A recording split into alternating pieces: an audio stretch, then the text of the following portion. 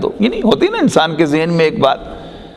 لہٰذا وہ یہ چاہتا ہے کہ میں ایک ایسا گھر بناؤں کہ جس میں سے مجھے کوئی نکالے نہ، بلکہ میں ہمیشہ اس گھر میں رہوں. یہ علیحدہ بات ہے کہ یہ ہوتی خام خیالی ہی ہے. یعنی گھر آپ کیسا ہی بنا لیں، کرائے کے مکان سے اور ایمپلائر کے دیے ہوئے گھر سے تو آپ اپنے پاؤں سے چل کے آتے ہیں، جسے آپ اپنا گھر سمجھ کر اپنی مستقل رہائش گاہ قرار دیں گے. اس میں آپ کے بچے آپ کو چارپائی پر ڈال کر اور پھر مٹی میں دفن کر کے آئیں گے. تو یہ وہ چیز ہے جو انسان کو آمادہ کرتی ہے اس چیز پر کہ وہ لازماً یہ سوچے کہ اس کے پاس ایک گھر رہنا چاہیے، گھر ہونا چاہیے کہ جس میں وہ ہمیشہ رہے، اس میں سے نکالا نہ جائے.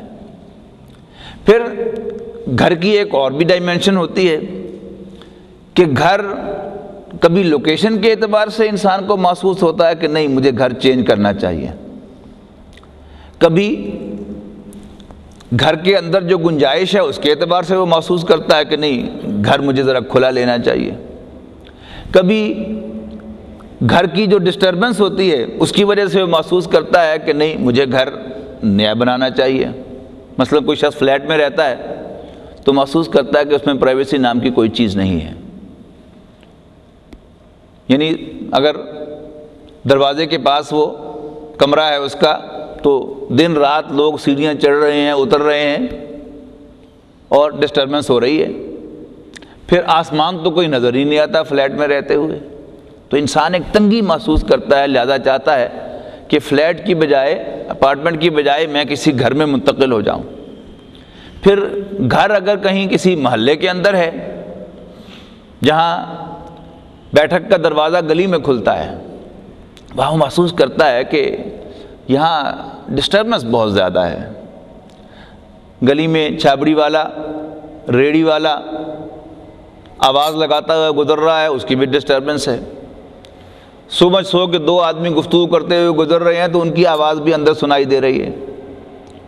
اور آپ اپنے دوست کے ساتھ، مہمان کے ساتھ جو گفتگو کر رہے ہیں وہ بھی باہر سنی جا رہی ہے. اور اپنے اہل خانہ کے ساتھ تو آپ ڈرائنگ روم میں بیٹھ ہی نہیں سکتے، گفتگو کر ہی نہیں سکتے پرائیویسی کی کوئی بھی. لہذا محسوس ہوتا ہے کہ نہیں کسی کالونی میں جانا چاہیے جہاں باہر گیٹ ہو، اس کے بعد پھر فرنٹ یارڈ ہو، پھر ویرانڈا ہو، اس کے بعد جو ہے وہ رہائش کا کمروں کا معاملہ شروع ہو، تاکہ ایک پرائیویسی کا احساس ہو.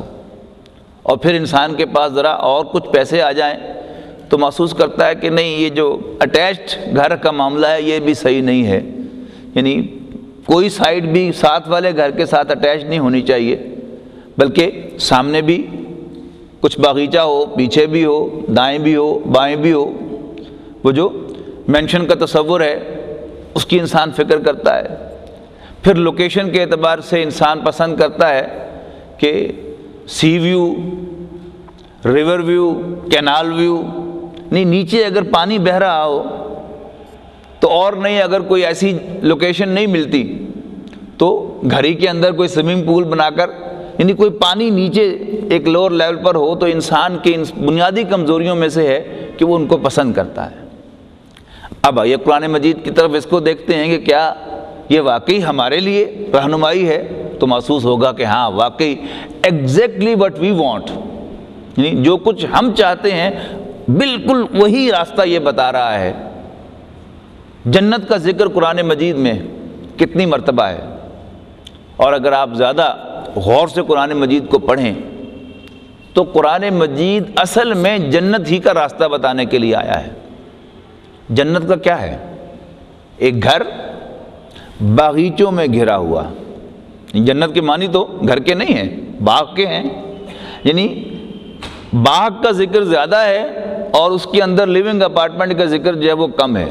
جنات تجری من تحتها الانہار، باغات کے جن کے نیچے نہریں بہتی ہوں گی.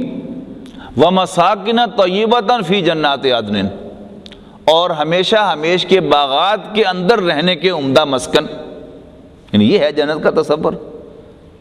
اور پھر اس گھر کے اندر کی جو تفصیلات قرآن مجید نے بیان کی ہیں اس کا حاصل تو یہ ہے کہ وَلَكُمْ فِيهَا مَا تَشْتَهِي أَنفُسُكُمْ، کہ ان گھروں کے اندر تمہارے لیے وہ سب کچھ ہوگا جو تمہارے جی چاہیں گے۔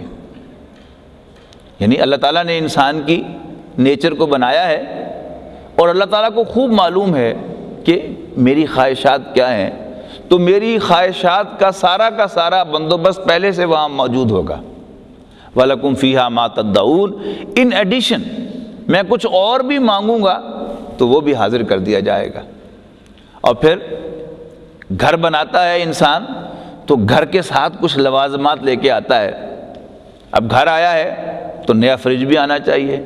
اب فریج جو ہے وہ بڑے گھر کے مطابق بڑے سائز کا لے لیا ہے، تو اب اس فریج کو بھرنا بھی ضروری ہے کہ اس میں ہر قسم کے کھانے پینے کی چیزیں، تازہ فروٹ بھی پڑا ہوا ہو، اس میں ہر وقت کوئی نہ کوئی سویٹ ڈش بھی پڑی ہوئی ہو، اس میں کچھ نہ کچھ نمکین کھانے کو جی چاہے تو وہ بھی پڑا ہوا ہو۔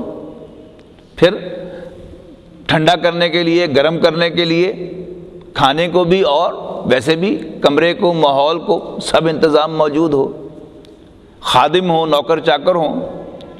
پھر انسان کے لیے مزید انجوائمنٹ کو جو سامان انسان تصور کر سکتا ہے وہ سب کا سب قرآن مجید کے اندر مینشن کیا گیا ہے، اور پھر اس کے لیے حکم دیا گیا ہے، فرمایا گیا ہے کہ دیکھو تمہیں یہ چاہیے، آ جاؤ پھر میرے پاس، میرے بندے بن جاؤ، میرے لیے کام کرو۔ یہی کرتا نا آپ کا امپلائر بھی، آپ کو یہی کہتا ہے کہ آپ انٹرویو دیتے ہیں، آپ کی سی وی آپ کے امپلائر کو پسند آ گئی، آپ کا ایکسپیرینس پسند آیا، آپ کی کوالیفیکیشن پسند آئی، تو آپ کو آفر کرتا ہے کہ ہاں بھائی میرے لیے کام کرو، بتاؤ کیا مانگتے ہو، کتنی تنخواہ چاہیے اور کیا فیسلٹیز چاہیے۔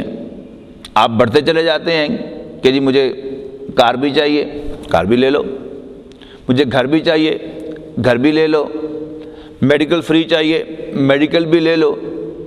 اب وہ جو تمام انسان کی خواہشات ہیں ان کی بنیاد پر اللہ تعالیٰ کہتا ہے کہ تم میرے بندے بن جاؤ، میرے لیے کام کرو، میں تمہیں گھر دوں گا۔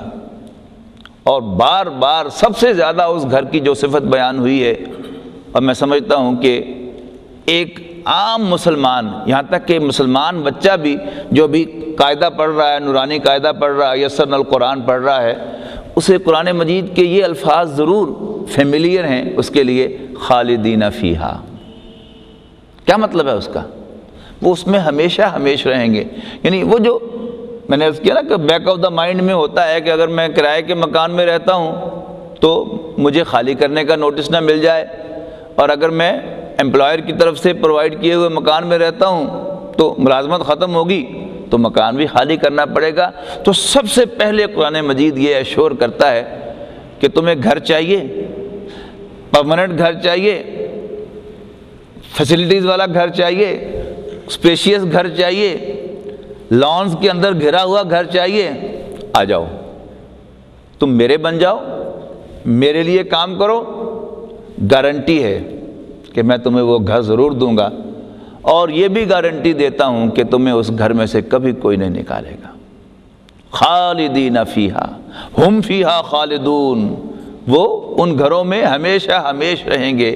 یہ اتنی بڑی ری ایشورنس ہے قرآن مجید میں اللہ تعالیٰ کی طرف سے کہ جس کی کوئی یعنی انتہا نہیں ہے۔ اگلا سوال یہ ہے کہ قرآن مجید میں یہ گائیڈنس ہے کیسے؟